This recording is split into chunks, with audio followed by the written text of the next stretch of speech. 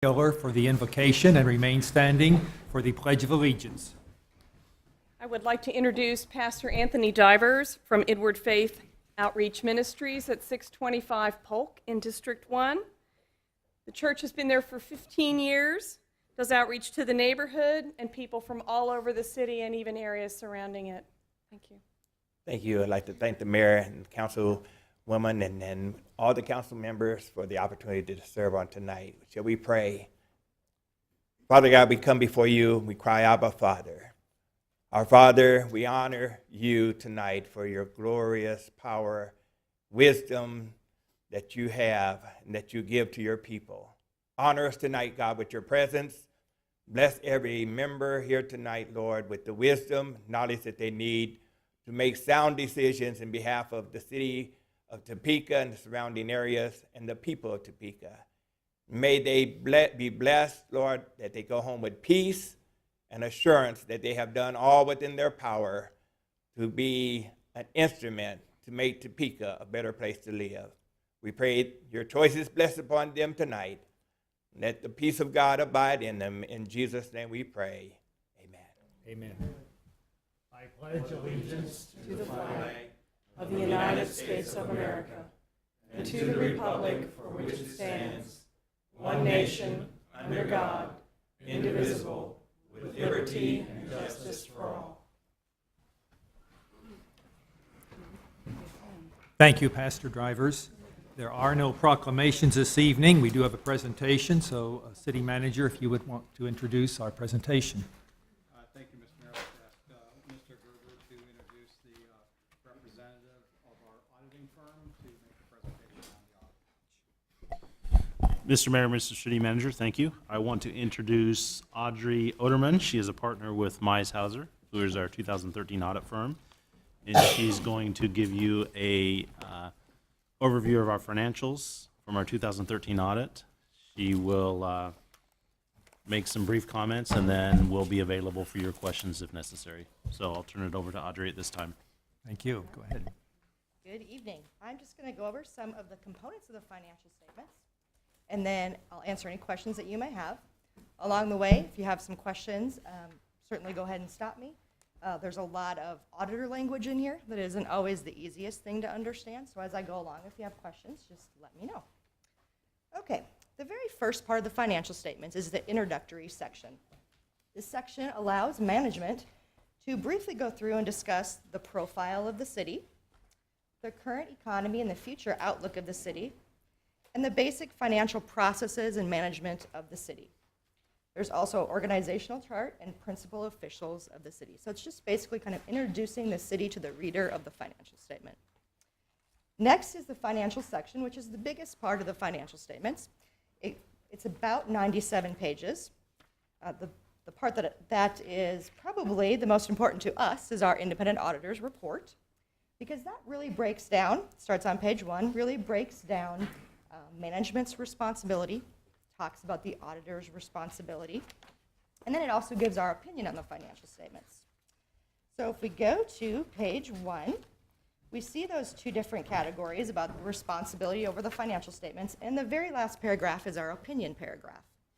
This is one of those very technical, kind of big run-on sentence, and it basically just says that the financial statements have an unmodified opinion. So that's the highest opinion that these financial statements can receive.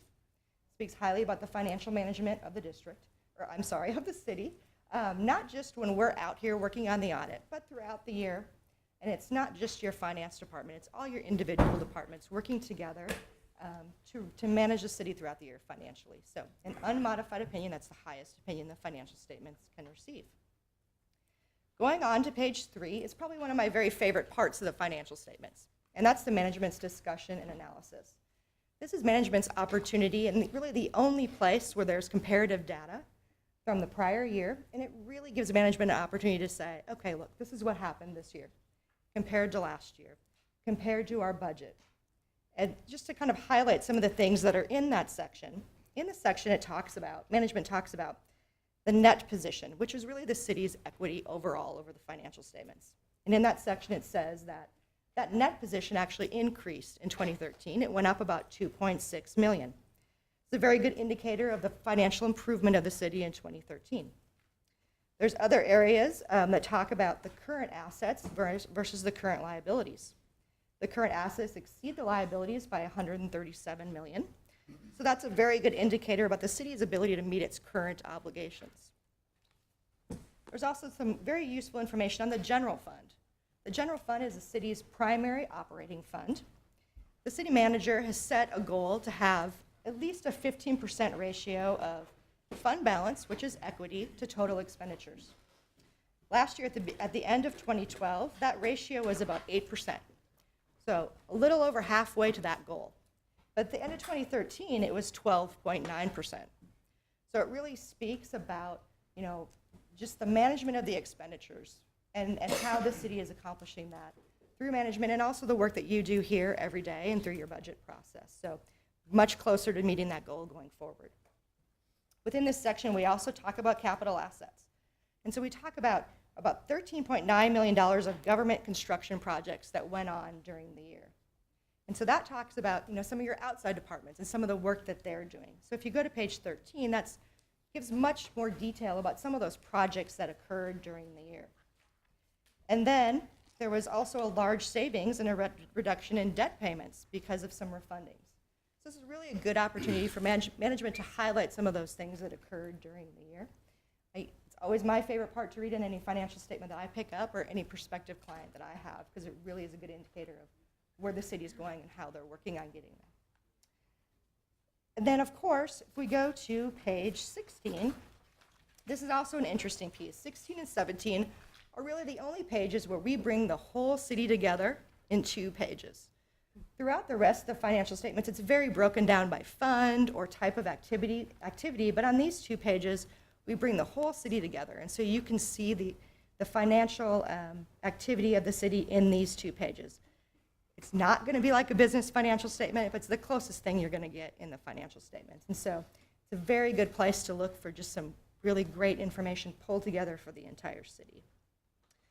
And then the remainder of those 97 pages is a lot of very detailed information by fund, by different type of activity. The note disclosures are great, very detailed information on debt and capital assets. But another really great part of the financial statements is really the stats section, and that starts on page 98. And if you really want to look at trend data over 10 years, it's a great place to look. There are very few other documents that the city generates that you're going to find that information. But that trend data talks about financial trends over the last 10 years, the revenue capacities for the city and debt capacities, the demographics and economic information for the city, and some operating information. So just a lot of detail and a lot of really useful information if you want to look at areas the city has grown or maybe decreased in population or just different things like that. It's a very great place to look for that trend information. Starting on 128 is what we call the governmental audit section. This piece wasn't actually in the bound part of the financial statements last year, and management made a decision to put it all together, which I think is very useful. You have all your financial information together that way. And what this section is an audit of your federal programs. And if you expend more than $500,000 in federal aid, you have to have this little extra piece of the audit. So if you look on page 28, that is the schedule of expenditures of federal awards. And so in that part, you can see all of the money that the city received and expended in those federal programs.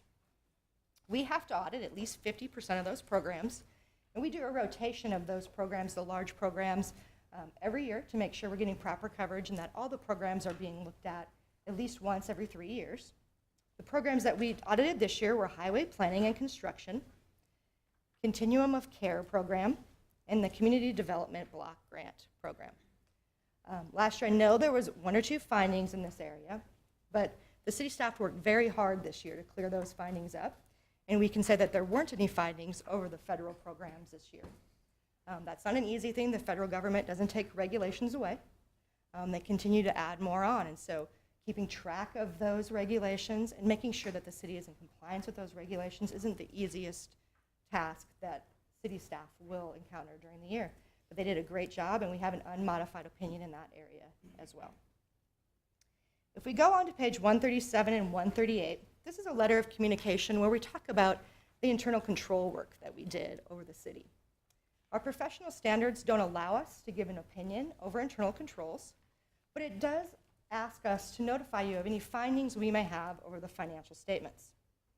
If we go back a few pages to 132, this is where the findings list begin. The majority of these findings are somewhat similar to the prior year. They deal a lot with reconciliations of balance sheet accounts and how we want to do those and how we want to periodically make sure that they're being reconciled. I will say that we've talked to management in several meetings. We met with Mr. Gerber and Mr. Kaufman, and they're both they're working very hard to make sure that we're starting to document processes. I know Mr. Kaufman is in talks with all of his staff to document processes for all of what they do now, how we may modify those things, the reconciliations that we can perform, who is the best person to perform those. And I feel confident that going forward, those reconciliations are going to be done more timely. We are going to come in the next few months to sit down and meet with them, hopefully sooner, if we can all get our schedules together, and really talk about, what are your processes going forward? What do you think they're going to look like? And to make sure that we feel that they're strong and they're the reconciliations that we're looking for. We're also going to sit down and meet with some individual departments and allow them the opportunity to really talk about what they think will work for them. We've done this for a few other cities, and the results have been great. Everybody gets a voice and an opportunity to really discuss how they think the processes would work better. And so, like I said, the meetings have been great so far, and they're working very hard to put some of those processes in place and really document kind of an accounting procedure manual, I would say. We enjoyed coming out here for the first year and working on the audit and meeting all the staff members, very professional staff, and gave us all the information we needed, and we just really enjoyed the audit this year. Any questions? Council members, Ms. De La Isla. Thank you very much for the report. Would it be safe to say that because last year we did not have the full staffing that we have currently in the Department of Finance, is one of the main reasons that we've been lacking those procedures in the department? Sure, I think that certainly is a valid argument to make, that some things maybe were shifted around because of the absence of staff members. And I think going forward, you have great people in place to document procedures and great management in place to make sure that those procedures are being followed. And that's along the line of a question that I had also. On pages 132 and 133, it mentions a number of material audit adjustments that had to be made. And then on pages 134 and 135 is where you always include last year's recommendations. Right. And those for 2012 were not changed, improved on for 2013. Right. So we really did not make any improvements from 2012 to 2013. But with the excellent staff we have now, which I agree we have confidence in, do you think that we should expect these improvements to be made that we haven't done for 2 years? Certainly by next year, we can be on top of them. I certainly believe that you can. I know already what they're kind of going through is Brandon has really sat down with staff and said, okay, show me what that transaction does. What does the system do? Who's reviewing it? And they are going through all the very detailed transactions to document how those processes are working. And I think once there's an understanding of how those processes are working, you can then use the staff that you have, because I think you have qualified staff to do it. Use the staff that you have to really put internal controls in place and making sure that those accounts are being balanced.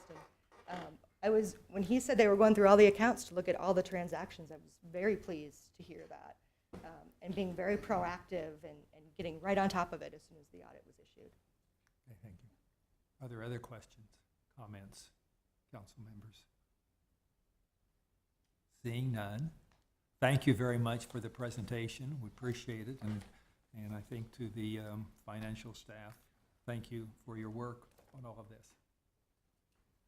Thank you. That concludes the presentations. We will proceed with the roll call. Mayor Wolgast? Here. Councilmember Hiller? Here. Councilmember Brown? Here. Ms. Ortiz? Ms. Everhart. Here. Ms. De La Isla. Here. Mr. Manspeaker. Here. Ms. Schwartz. Here. Mr. Schmidt. Here. And Mr. Harmon. Council members, there will be an executive session following our meeting tonight. We do have one addition to the agenda, and for that, I recognize Councilmember Schmidt. Thank you. I think everybody got this in their packet. It is a resolution for Specs Bar and Grill for an exemption from the noise exception for the city of Topeka, and I would move that it be added to the agenda, To the consent agenda. to the Yes. consent agenda. Ms. De La Isla seconds. Any discussion? All those in favor vote yes, opposed vote no. We have 8 yes. 8 having voted yes, the item is added as item G on the consent agenda. We'll then proceed to the consent agenda if the clerk would read. A is a board appointment recommending the reappointment of Scott Gales to the Topeka Planning Commission for a term ending August 30th, 2017. B is a board appointment recommending the appointment of Patrick Woods to the Topeka Planning Commission for a term ending August 30th, 2017. C is a board appointment recommending the reappointment of Doug Kinsinger to the Topeka Shawnee County Riverfront Authority Board for a term ending August 31st, 2017. D is a board appointment recommending the reappointment of Doug Hubble to the Board of Plumbing Examiners for a term that would expire on August 31st, 2016. E is minutes of the regular meeting of August 12th, 2014. There is one open after midnight license application in front of you for the Loyal Order of Moose Lodge, number 555, located at 1901 North Kansas Avenue. And, what was it, G is a resolution introduced by Councilmember Nathan Schmidt granting Specs Bar and Grill an exception to the provisions of City of Topeka Code Section 945-150 at seat concerning noise prohibitions. Okay, council members, this is the consent agenda. What is your pleasure, Mr. Schmidt? Move to approve. Mr. Schmidt moves to approve. Ms. De La Isla seconds. Any discussion? All those in favor vote yes, opposed vote no. We have 8 yes. 8 having voted yes, the consent agenda is approved as read. I'd like to take the pleasure of introducing first Scott Gales, who has been reappointed, if you would stand please, to the Planning Commission. And then Patrick Woods, who is a new appointee to the Planning Commission, taking the place of Richard Beardmore. Thank you both very much for your service for the city. It is appreciated. Thank you. And I would like to take one moment to also acknowledge Vicki Buning. Vicki is leaving at the end of this month for taking the retiring to spend more time with her family, and I want to acknowledge her work in the mayor's office. Thank you, and appreciate all your service. And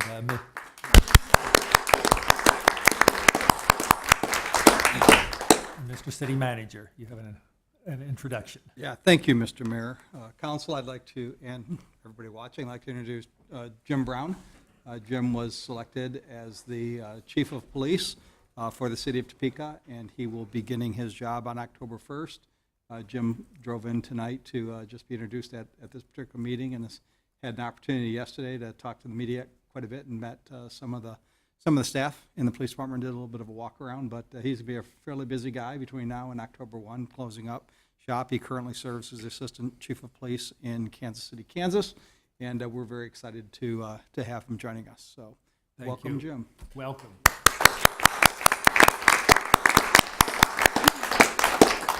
Okay, now we'll get down to business here. We'll start with the action items of 5A on an ordinance on general bonds.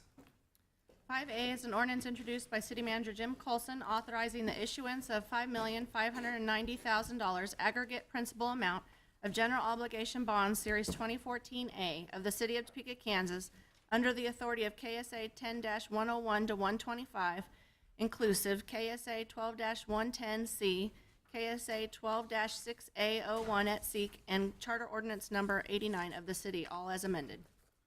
Mr. City Manager. Thank you, Mr. Mayor. I would like to ask Mr. Kaufman to step forward and provide information on this particular item and answer any questions. I will state that Mr. White, the city's financial advisor, is also in the audience if anybody had any questions for him. Okay, thank you, Mr. Kaufman. Mayor and members of the council, I'd like to address the three items on the agenda before you, so I'm not being repetitive. All right. You have three. One is an ordinance that authorizes the issuance of general obligation bonds in the amount of $5,590,000. The second item is a resolution that basically prescribes the terms and agreements with the buyers of the bonds. So that's the general obligation bonds resolution. And then you also have a resolution authorizing and directing the issuance of temporary notes in the amount of $33,390,000. So today, with the assistance of our financial advisor, Columbia Capital, Jeff White and Kaylin Dwyer, the city conducted a competitive sale, and that was through an auction site. So Columbia Capital recently notified the market of an upcoming sale.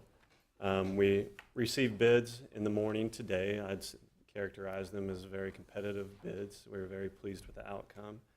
I would say that's partly due to the recent rating upgrade that we received from S&P that basically helped to market the bonds and also helped it be more competitive for the pricing. So we received a rating upgrade, a AA from S&P on which is basically 2 grades from the top. And then we also have assigned SP1 Plus for our temporary notes, which is the highest grade that you can receive. Before you should also have a summary sheet that was passed out. Looks like this. On the temporary notes, which is the column on the right, the city received 2 bids. You can see that the winning bid was .190 with U.S. Bancorp Investments, Inc. That was basically 5 basis points lower than the previous year, and also better than the pre-pricing expectations of Columbia, which they were expecting about 0.26%. So it was great news there. Also on the bonds, the city received 2 bids. The winning bid was 2.988%. The winning bid was awarded to Piper Jaffray and Company. That's 101 basis points lower than the previous year, which was on a similar structure. And then also better than the pre-pricing expectations, which were 3.2%. With that, I would stand for any questions. And just to point, council members, that you see that the amount is different than is in the heading of the ordinance, and that is always the case because we don't have to have an amendment to change that because this is what is really in the ordinance is the $5,590,000 rather than the $5,445,000. And is that are there any questions? We have before us the ordinance first, approving the general obligation bonds. Figures are on the left there on the page that you have. Mrs. Hiller. I have a comment, actually. Given this and the documentation that you gave us to consider in preparation for this vote, as well as the second quarter financials, it gave me the first opportunity to really go through the project part of that and compare up. I was happy to see that everything was on both lists. But so of course I will support these financing tools this evening. However, it was obvious, I appreciate Public Works staff as well as finance staff's answer to my questions. We do have some stuff that's been lingering for a long time that can be cleaned up, and apparently staff is already working on that to shape up all of that reporting and make sure that we get things temp noted and bonded as soon as we can so they move along. So just appreciate being able to use the financials in that way to make better sense of all this. Thank you, and I would move to approve. Okay. Councilwoman moves to approve the ordinance on the general obligation bonds. Is there a second? Ms. Del Isla seconds. Discussion. All those in favor vote yes. Opposed vote no. We have 8 yes. 8 having voted yes, the ordinance is approved. Item B, resolution, which tells us how we're going to do this, if the clerk would read. B is a resolution introduced by City Manager Jim Colson prescribing the form and details of general obligation bonds, Series 2014A, of the City of Topeka, Kansas, in the aggregate principal amount of $5,590,000, the issuance of which were authorized by the city pursuant to its ordinance number 19917, adopted and approved August 19th, 2014, and authorizing certain other documents and actions in connection with the issuance of the bonds. Mr. City Manager. Thank you, Mr. Mayor. I believe Mr. Kaufman has probably provided information on this, but does stand for questions. Are there questions for Mr. Kaufman? Mrs. Schwartz. Thank you, Mr. Mayor. Brandon, on the attachments that were there, it kind of broke it down into special assessment projects, bridges, fire traffic, buildings and streets. So, and we know we had the resource allocation study that said that maybe we are 2 fire stations over what our benchmark cities are.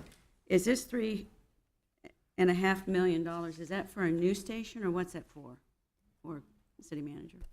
Yeah, Mr. City Manager. Thank you, Mr. Mayor and Councilmember Schwartz. So we have had these projects on the books for a long time. There is no plans to go forward with those, with Fire Station 13 at this particular point until we address all of the issues associated with staffing and resource allocation.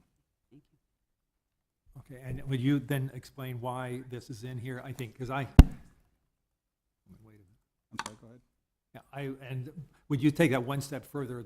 But we're including that in these notes so that the bonding availability is there. Is that correct? Is that the way to explain, I think, sort of what your question is?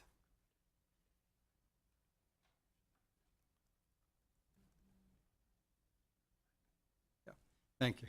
We just needed to consult. Thank you, Mr. Mayor. So, yeah, so if a decision is made that is acceptable in terms of the overall allocation of resources, we would have the ability to go forward, but that's not the same as taking the actual financing step. All right. Schwartz. So what you're saying is it's in the bonds, the indebtedness would include a new fire station or not? Or are you saying that we could decide at a later date not to do that?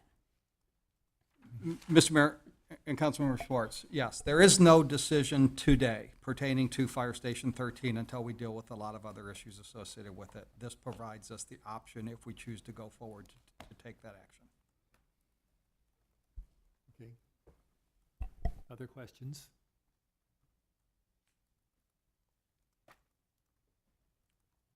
Your pleasure.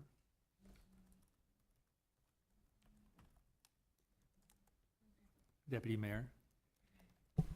I would move to approve. Deputy Mayor moves to approve. Mr. Brown seconds. Any discussion? All those in favor vote yes. Opposed vote no. We have 7 yes, Ms. Schwartz voting no. 7 having voted yes, the resolution is approved. We'll proceed to item C, which is the temporary note resolution. Mr. City Manager. Thank you, Mr. Mayor. I would like to ask Mr. Kaufman to be available to answer any questions. Mr. Kaufman. Are there questions? This is just the separation of the temporary notes that the same page they're listed on as what Mrs. Schwartz referred to. I'm sorry, we did not have the clerk read. We're moving too rapidly here. Would the clerk read item 5C? C is a resolution introduced by City Manager Jim Colson authorizing and directing the issuance of temporary notes, Series 2014A, of the City of Topeka, Kansas, in the aggregate principal amount of $33,390,000 for the purpose of providing funds to pay the cost of renewing a portion of the Series 2013A temporary notes of said city dated September 30th, 2013, and pay a portion of the cost of certain improvements in said city. Thank you. Any discussion? What is your pleasure, Council? Ms. Siller? Just a quick clarification, since Councilwoman Schwartz asked at the last vote, the fire station number 13, if I understand it correctly, we're carrying forward in temp notes only because the money for it was borrowed last year, but we are not bonding it. It's just in the temp notes. I think that's, Mr. Mayor, Councilwoman, yes, that's correct. thank you. That helps to clarify the situation.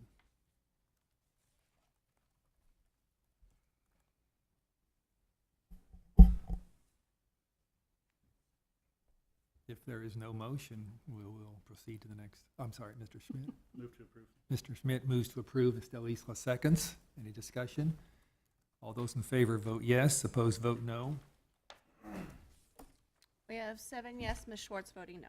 7 having voted yes, the resolution is passed. Go to item 5D, the ordinance on expenses. The clerk will read.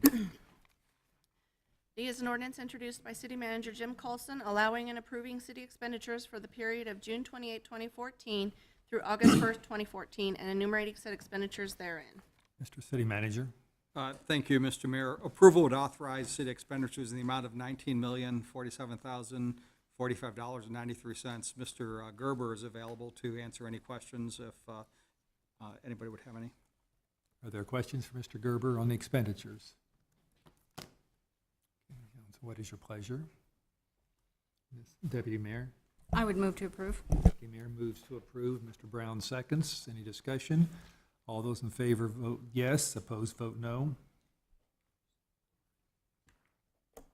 We have 7 yes, Ms. Schwartz voting no. 7 having voted yes, the ordinance on expenditures is approved. Go to item E, a labor agreement. The clerk would read. E is approval of an amendment to the current labor agreement between the City of Topeka and Local 1294, Missouri-Kansas State Council 72, American Federation of State, County, and Municipal Employees, AFL-CIO. Thank you. Mr. City Manager. Thank you, Mr. Mayor. I would like to ask Catherine Walter of the Legal Department to come forward and answer any questions on this particular contract that we're bringing forward for approval. Ms. Walter. Mayor and council members, would you like a brief summary of the amendment? This labor agreement is between the city and ASME Local 1294, the bargaining representative for 10 employees within the Development Services and Planning Department. The employees have ratified the specific contract amendment before you tonight. It pertains to a 3-year labor agreement, which provided that 2 items would be reopened for calendar year 2015. The first is whether the employees should receive a second personal leave day in 2015, and management and the union reached agreement not to extend a second personal leave day for calendar year 2015. The second is to address wages for this group, and the only change made to wages was to increase the pay matrix for these employees by 1.5%. This wage increase was arrived at in good faith within the meet and confer process, and you have the financial memo in your packet, which also indicates that the resources for fiscal year 15 will accommodate the agreement presented to you tonight. So with that, we'd recommend that the governing body approve the amendment to this labor contract. Okay. Thank you. Are there questions for Ms. Walter? Seeing none, thank you. Council members, what is your pleasure? Mr. Brown moves to approve the labor agreement. Deputy Mayor seconds. Any discussion? All those in favor vote yes, opposed vote no. I vote yes.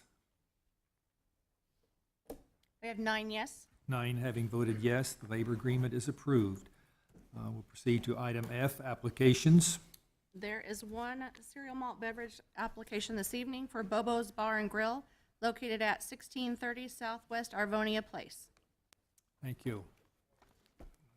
Is there a motion to approve the malt beverage? Ms. Del Isla moves. Mr. Schmidt seconds. Any discussion? All those in favor vote yes, opposed vote no. I vote yes.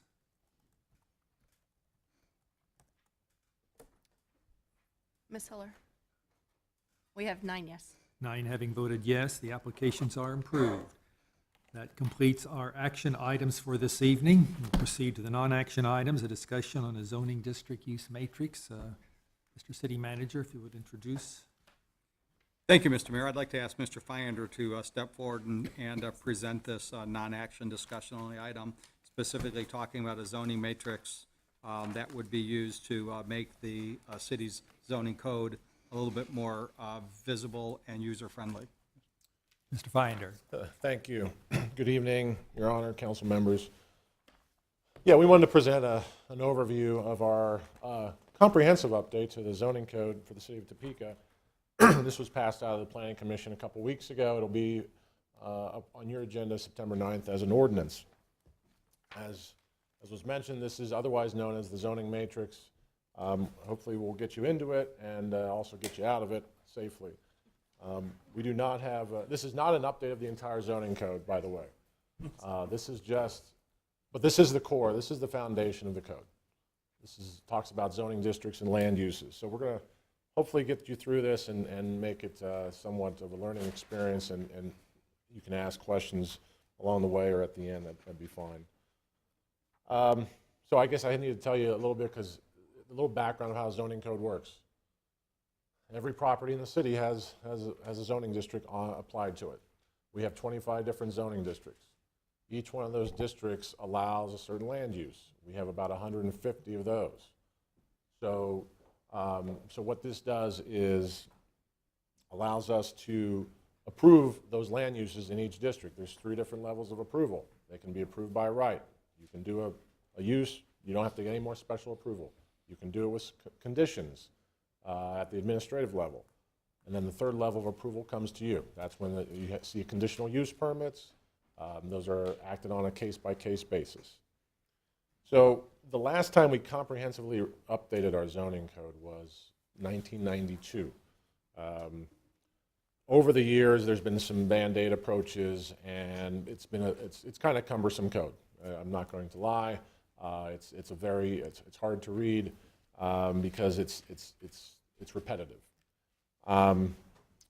But over the years, we've also gained a lot of input from the development community, from users of the code, from staff, where it gives us trouble, where it gives us, where there's some inflexibility, where there's some conflicts, and we want to be more flexible at times. Other times, we might want to be more restrictive. So over the years, we've collected this, and the changes we are presenting in this code update really reflect many years, not just the last year, which we've been working on, but many years of input. So this all, one other thing we did do is we did benchmark us against other cities.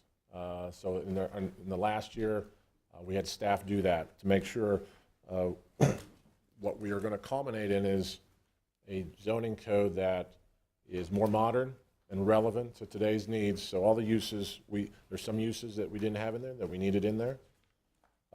There's clear, predictable terminology. Some of the definitions are outdated, some of the wording, and that nature.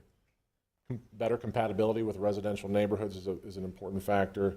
And last but not least, which is where the matrix comes from, is we want to put it into a much better user-friendly format and a convenient tool for staff and customers.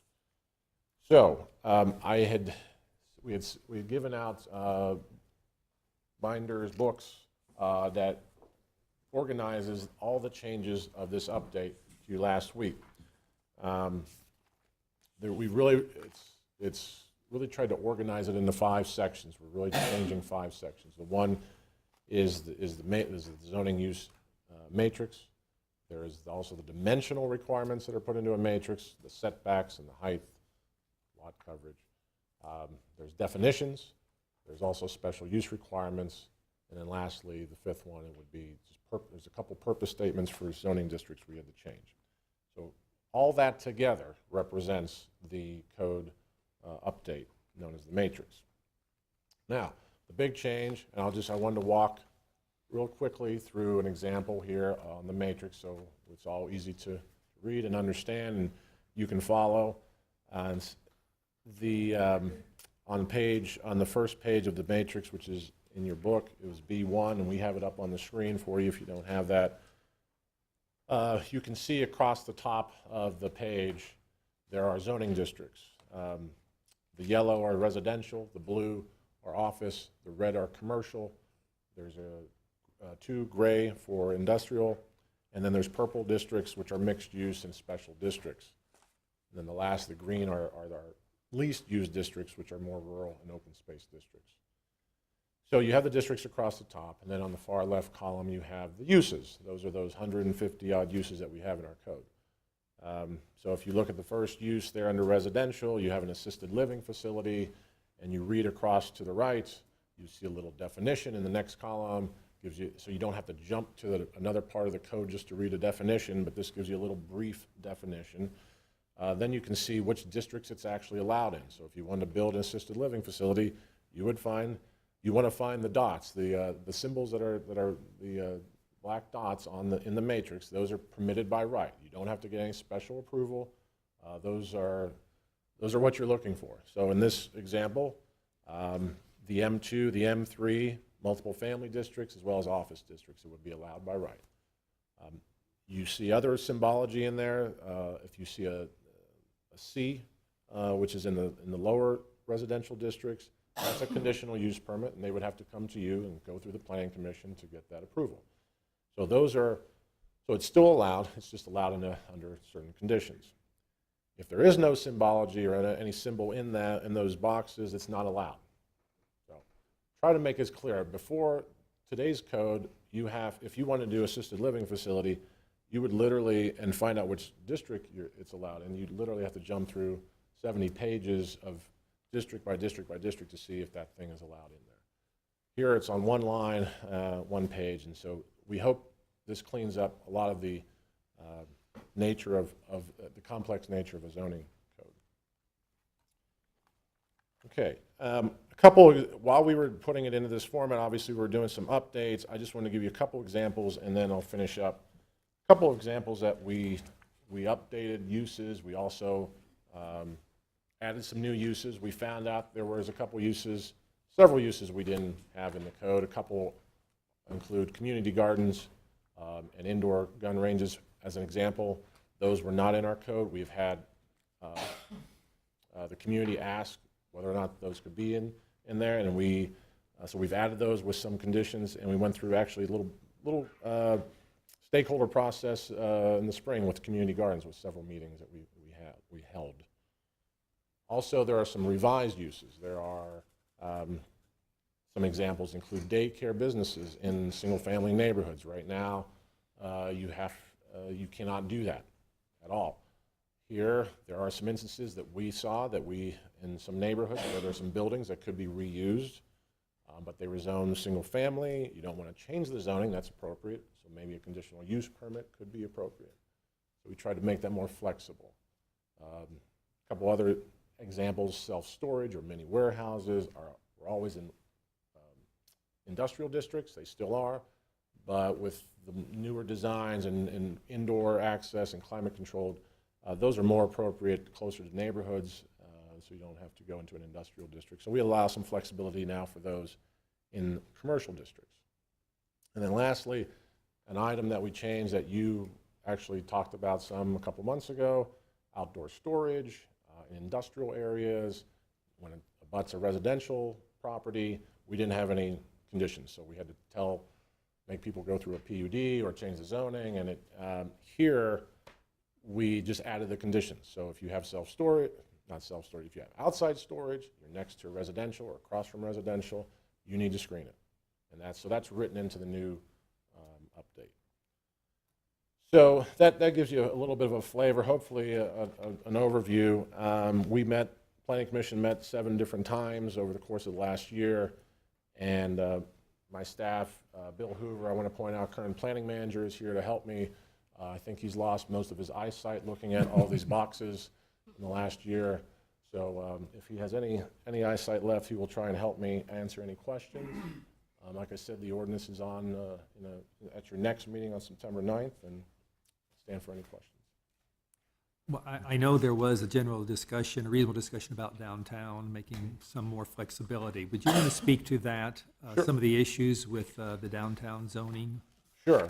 There are 2 downtown zoning districts right now. Most of downtown is called C5. That's been that way for a long time. We adopted another downtown zoning district about 10, 12 years ago called D1, which has design guidelines actually in them. Ultimately, I think that's where, in speaking with downtown, kind of where we want to go is have the core area have some design guidelines.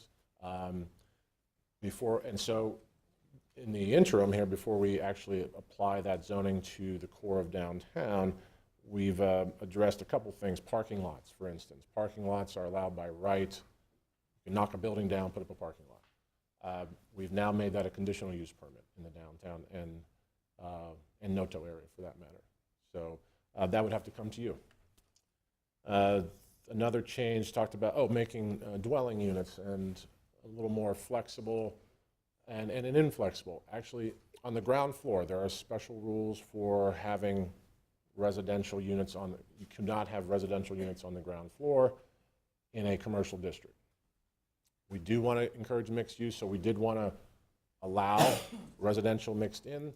However, in the downtown area, that we heard that the ground floors, if we did residential, it's kind of a dead space. We want more public to semi-public spaces for retail, restaurants, galleries, you name it. So we have conditions in there to not have, if you do have residential on the ground floor, that it not take up the pedestrian front space. So a couple issues that came up, but certainly the D1, we would want to try and look and work with downtown on adopting more design guidelines for the core. Good. Yeah. Thank you. Mhm. Thank you. And it's just making it more usable in the directions that I think we want to go. Other questions? Mrs. Heller? We had an email from a resident from North Topeka that gave an example about a place where there had been mobile homes, and the mobile homes were torn down, and an RV was allowed to kind of set up. Were there any changes regarding mobile homes in this zoning ordinance? Councilmember Hiller, no, not specifically because, no, we don't allow RVs in the zoning code in mobile home parks. However, they have been licensed through the mobile home licensing provisions. And so I think we're trying to work through some issues on that side and make sure that future mobile home parks do not include permitted RVs. But no, we did not have to make any changes. That actually, the mobile home district, R4, was updated quite a bit about 5 or 6 years ago with new rules. So you could not have single lot mobile home development. You had to have at least 10 lots, which is about at least an acre and a half. So it would be more of a park, mobile home park, and not individual lots. But Thank you. I do have a couple more, if I may. Go ahead. In terms of the downtown questions, those sound really good. We do have some first floor residents, I know. Did I understand correctly from what I read? I think that out of this, nonetheless, there's going to be another round of work on just downtown zoning issues and questions? Councilmember Hiller, the Planning Commission actually was very interested in us pursuing that. They have we all have had some of that feedback. So I would expect us to engage the downtown stakeholders in looking at the core area for the D1 application with design guidelines. Since they're currently going through a process to look at a historic district, as you may know, we want to work through that process and make sure everybody understands there's no overkill here, that if there is a historic district that comes out of this, that the zoning design guidelines are not going to pile on, if you will, what already is being restricted. So we're going to work hand in hand with that process, but yes, it would be pursued. Thank you. Also, and I'm really looking at your summary sheet on pages 1 and 2 here. Under office and commercial, you make comments about pet grooming services. The change there is that you're allowing this a little bit more broadly in office and commercial. And my question would be to clarify that, and is it allowed in residential now?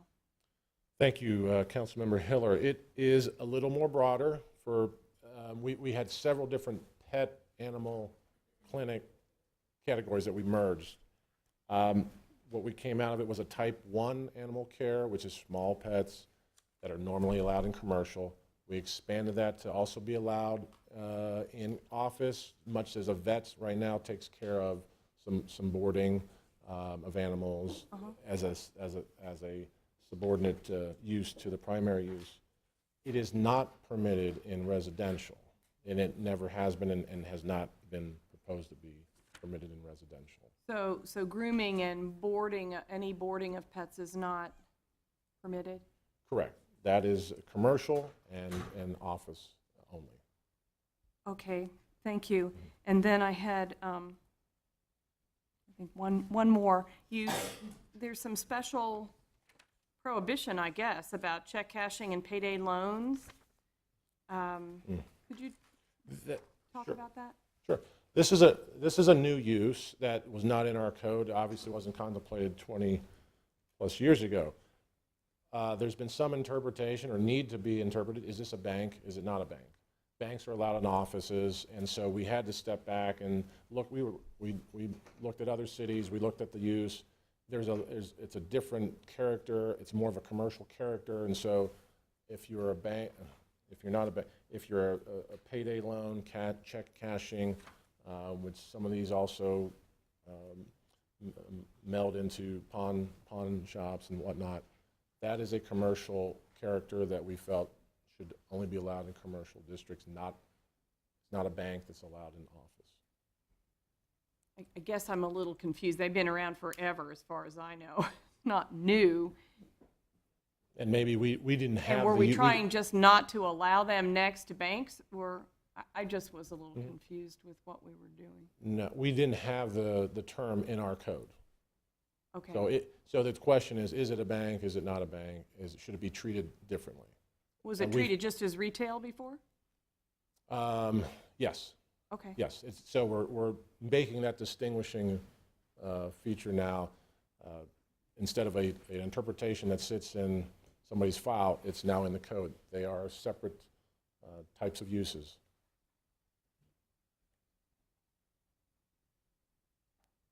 I'll follow up with you, I guess. I don't understand where we would be then allowing them and where we would be prohibiting them and how that's different than what happened before.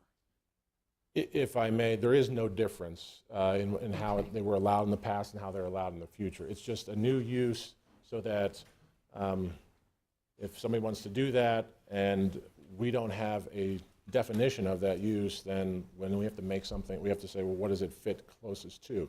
Is it a bank? Is it retail? So now we're calling it specifically more retail. And retail's not allowed in O&I? Correct. Okay. Correct. Thank you. Sorry. Thank you. Okay, other questions? Mr. Manspeaker? Thank you. Are you familiar with performance-based zoning? Yes. And this is nothing like that. Performance-based zoning, Council Member and Speaker, is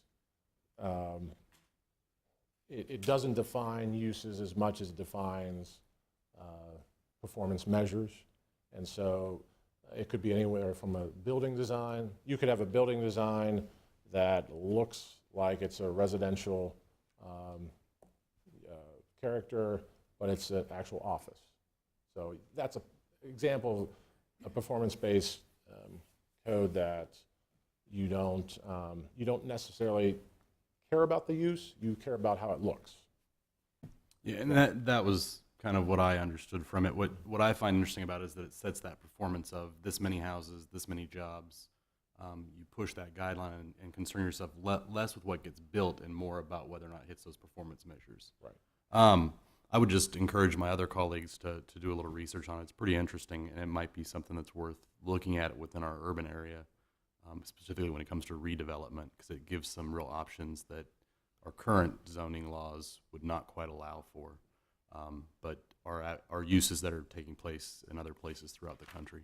So, thank you. Mrs. Schwartz? Thank you, Your Honor. Bill, I attended the community gardens meeting, and I know that that's all new.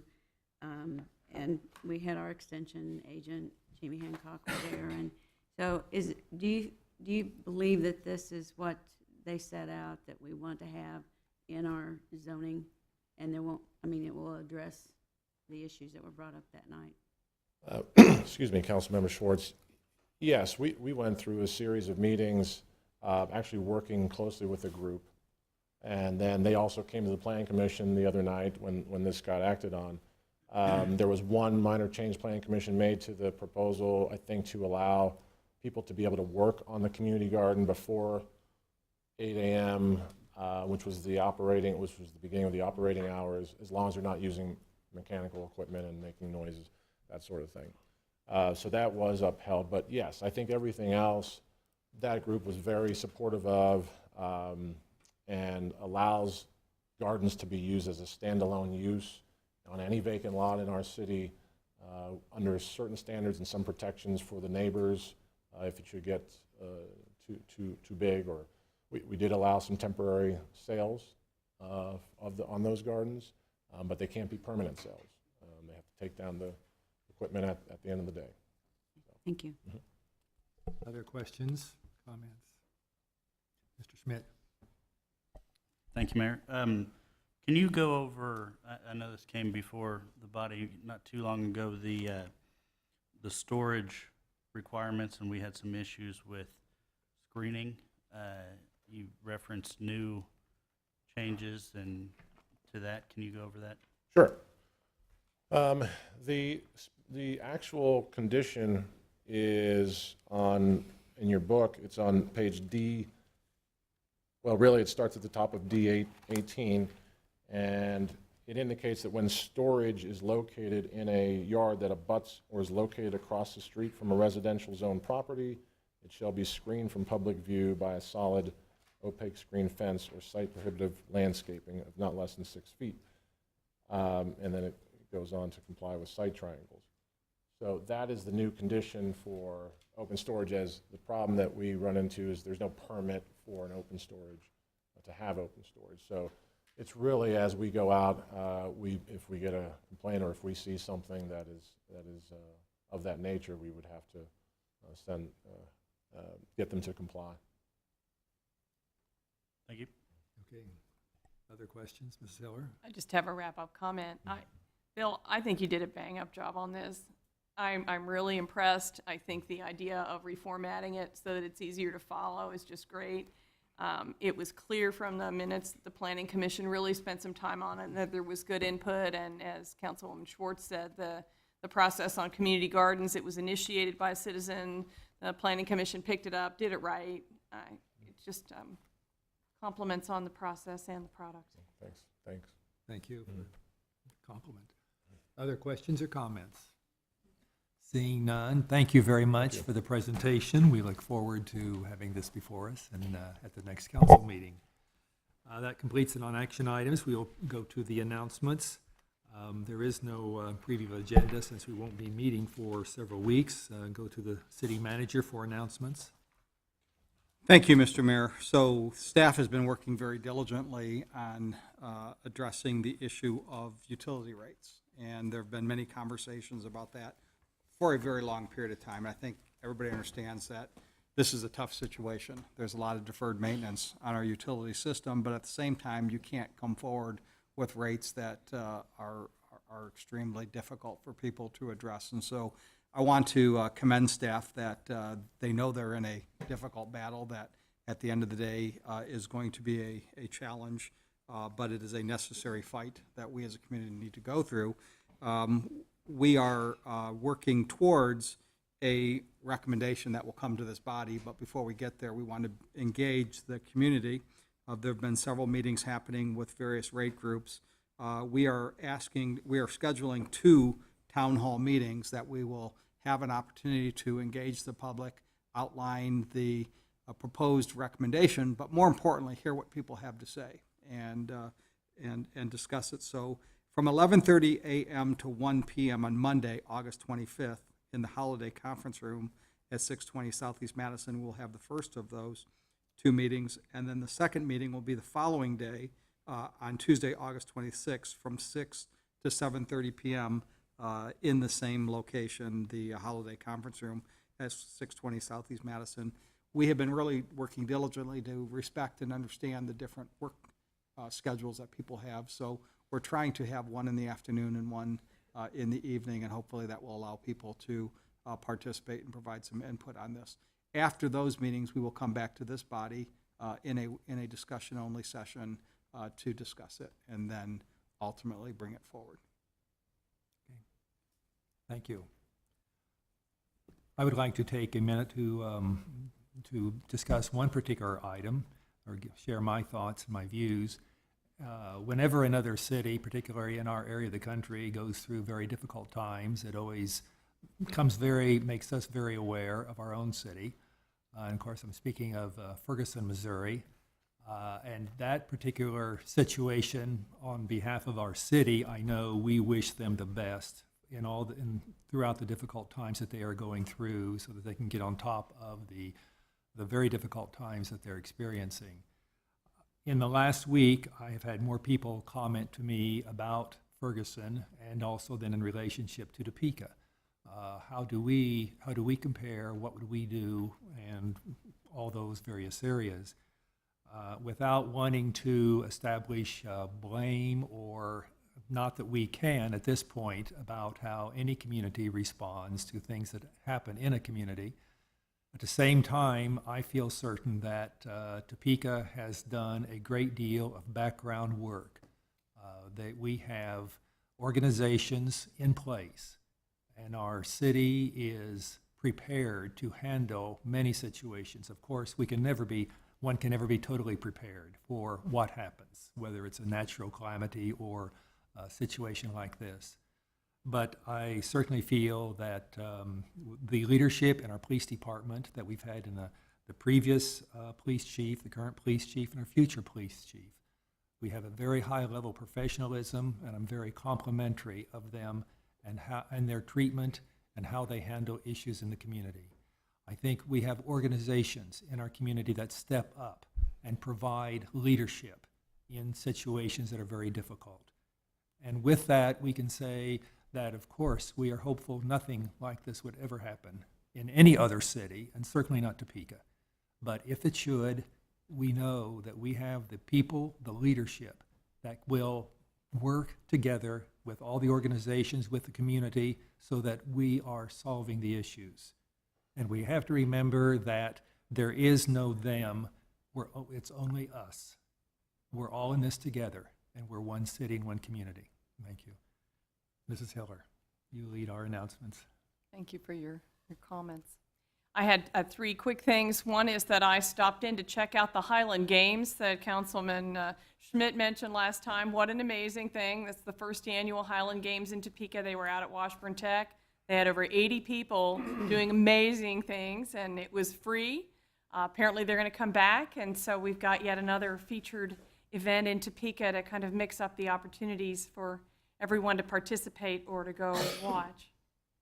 I also learned that during the neighborhood night out events in the Tennessee Town neighborhood, a volunteer registered over 60 people to vote. And I was really excited about that, wanted to share that, and also encourage everyone in all the neighborhoods to encourage as many people as possible to get out to vote. And if I can be of any assistance to anybody in doing that kind of thing, I'd be happy to do it. And last, I'm about to roll up this weekend in I think my 5th year of serving to give out awards at the Capital City All Breed Dog Show at the Expo Center. It has already started. It goes on for 10 days each year and is one of a whole variety of events. The dog show is interesting. Anybody who doesn't know anything about it, the people there will happily explain all the breeds, how it works, what's going on, and it's free. Families can go, individuals can go. Again, it started on the 14th and runs all the way through the 24th of August. Starts at 8 o'clock in the morning and goes on all day into the evening. People can just come and go.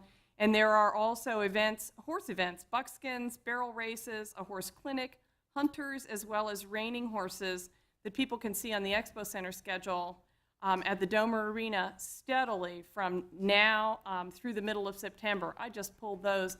Those, again, are free, and I think for family events and opportunities for people to get out and do something a little different, those are often overlooked, and they're great assets. So Thank you. Just wanted to share that. Thank you. Councilmember Brown. Thank you, Mr. Mayor. I just had one thing that I wanted to talk about tonight, and I've also been following the news in Ferguson, and I think it gives us all pause to think about how would that affect our town if it happened to Topeka, and is our leadership ready to handle something like that? And I also believe we are all one, and we should strive to reach that goal.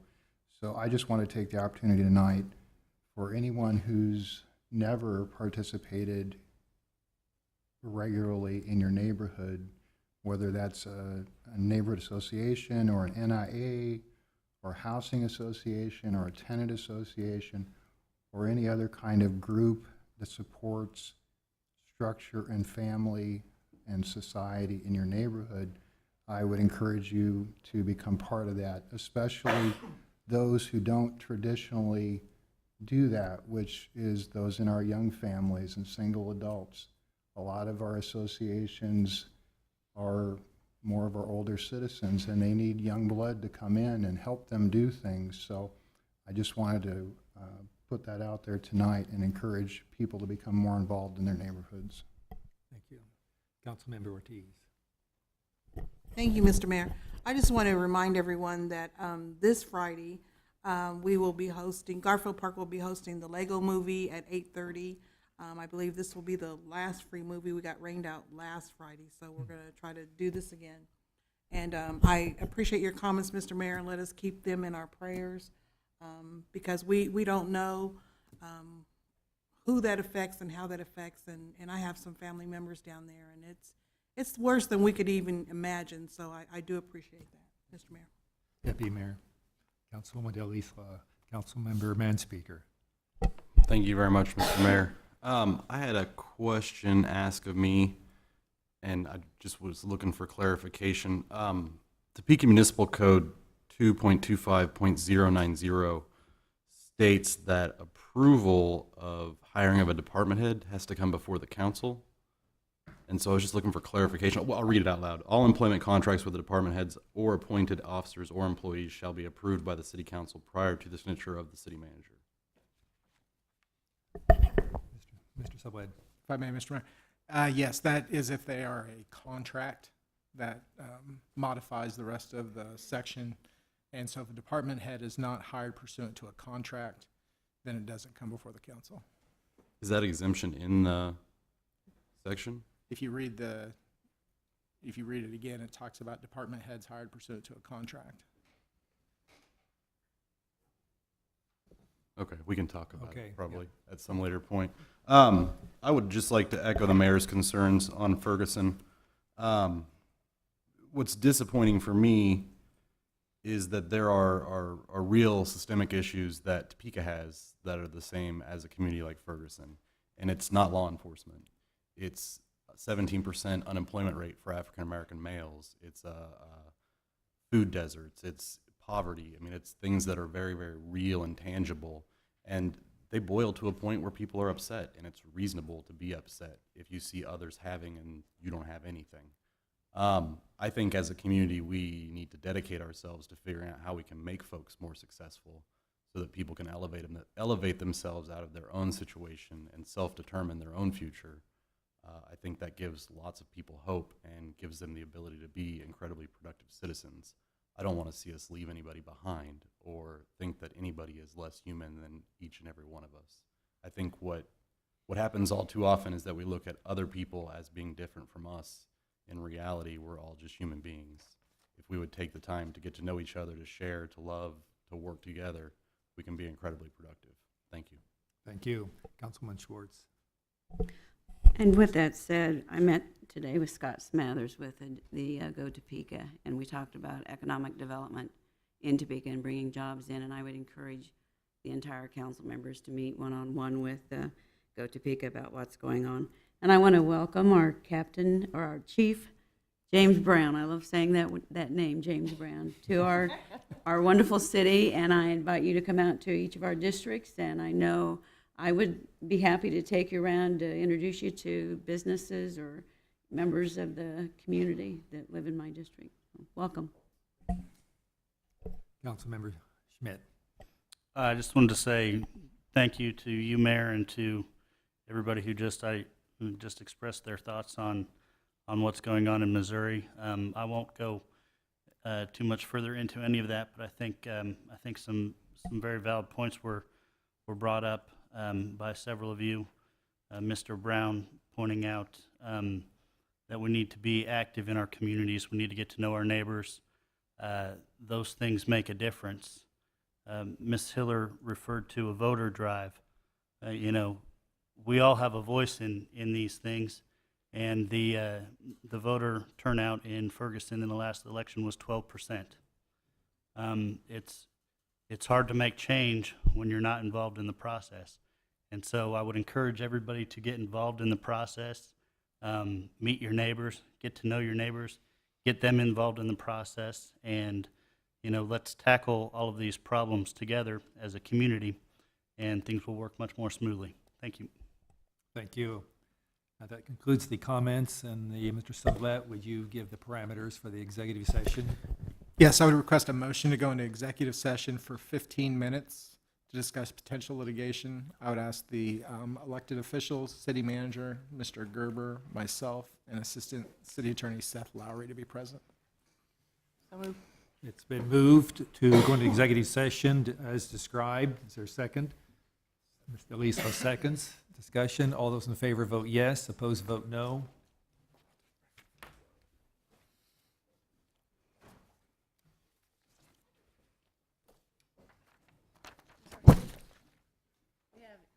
Eight having voted yes, motion approved, and we will go into executive session. And there will be no business at the conclusion, so we will be finished for the evening after that.